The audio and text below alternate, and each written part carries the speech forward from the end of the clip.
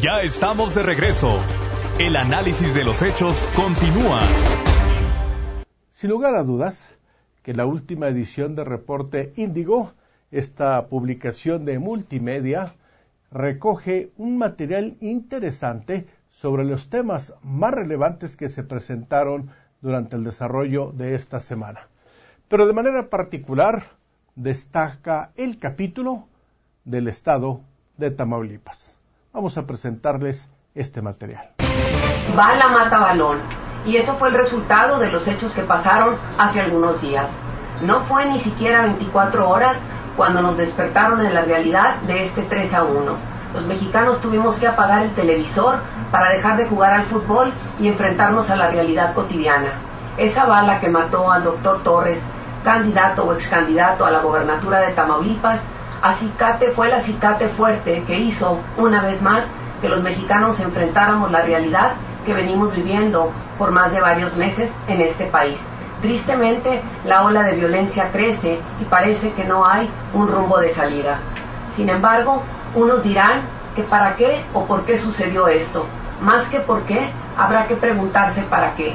Algunos creen que para que pusieran un candidato del PRI que realmente represente los valores del mismo y pueda ir abriendo las puertas para aquellos que ya sueñan con regresar a Los Pinos. Otros dirán que fue para que el presidente de la República se dé cuenta que la guerra contra el narcotráfico no solamente está perdida, sino ya se perdió. Y un que otro más dirá que para poder que la sociedad se dé cuenta que sin el crimen organizado no se puede gobernar. Cualquiera de las teorías seguirá estando una y otra vez a la luz y en la boca de los ciudadanos. Pero en lugar de andar entre una teoría y otra, a mí me gustaría más hablar de para qué sucedió esto.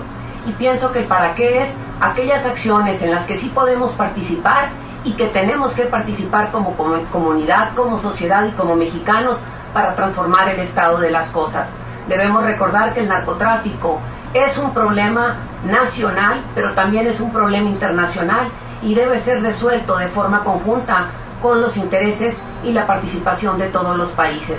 Es imposible pensar que mientras unos países hablan y criminalizan el narcotráfico y la guerra que vive México, por un lado, no dejan que los ciudadanos pasen las fronteras, pero sí dejan que las drogas crucen sin problema alguno. Estas son algunas de las acciones que habremos de emprender juntos en una solución multinacional.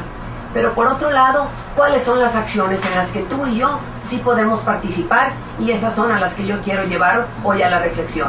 Algunos de los puntos que aquí presentaré parecerían muy simples y muy tontos, porque normalmente los medios lo que esperan es medidas enormes, sorprendentes, extraordinarias ante un problema tan grande, olvidando que los pasos pequeños y firmes son los que van a ir construyendo una realidad distinta. Por eso, resulta importante empezar a dar el primer paso que tiene que ver con dejar de criticar a los drogadictos y tratarlos como tales y verlos como lo que son, enfermos y un problema de salud que requiere prevención, atacar a los grupos que son vulnerables y empezar a trabajar con ellos desde antes de que caigan en esta atroz enfermedad.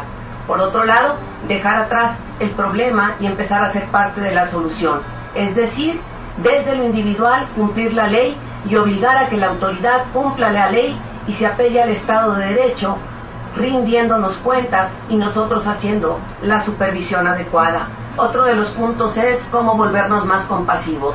¿A qué me refiero con esto? A poner énfasis en poder ponernos en los zapatos del otro. Y una sola manera de hacer esto es dejar de jugar a los juegos de violencia, estar viendo todos los programas televisivos que normalmente nos llevan a ir aumentando el estado de las cosas y perder la sensibilidad como seres humanos. Tener mejor comunicación con los hijos y la gente de la familia para quitarlos o alejarlos de este factor de vulnerabilidad. Ver en los procesos electorales. En los procesos electorales dejar de creer simplemente por creer en un candidato o en una candidata y hacer un análisis mucho más profundo de quién es quién y cuáles son los resultados que nos dará. No podemos seguir creyendo en las telenovelas, no podemos seguir creyendo simplemente en el anuncio y en la imagen que sale ahí y que el resultado después queda por 3 o 6 años de una manera atroz. Necesitamos comprometernos con una causa, cada quien con aquella causa que le provoque o le invite a generar un cambio. No podemos, una y otra vez lo repito, seguir iguales y solamente reaccionar como mexicanos cada vez que sucede una tragedia. Martí fue una de ellas y movió a la sociedad. Vargas fue otra de ellas y volvió a hacer que la gente resurgiera. Muchos candidatos han muerto en este proceso electoral y ninguno había hecho eco tan grande para que la sociedad respondiera. Cuando solamente respondemos ante grandes campanazos, lo que sigue pasando es nada, y la sociedad se queda simplemente haciendo lo mismo, refugiándose en un rincón en lugar de salir a conquistar los espacios que puede realmente transformar. Antes de darle las gracias por habernos acompañado en esta edición correspondiente este sábado 3 de julio del año 2010, deseo formularle una doble invitación. Para que usted tenga un puntual seguimiento de la jornada electoral del día de mañana, le invito para que a través de Radio 620 nos escuche bajo la conducción de nuestro compañero Juan Lorenzo Cimental. Y también, muy temprano, a través de nuestra página en internet, www.analisispolitico.com. A través de estos dos instrumentos de comunicación, le vamos a informar de manera puntual el desarrollo de la competencia electoral. Gracias por acompañarnos y nos saludamos Dios mediante la próxima semana.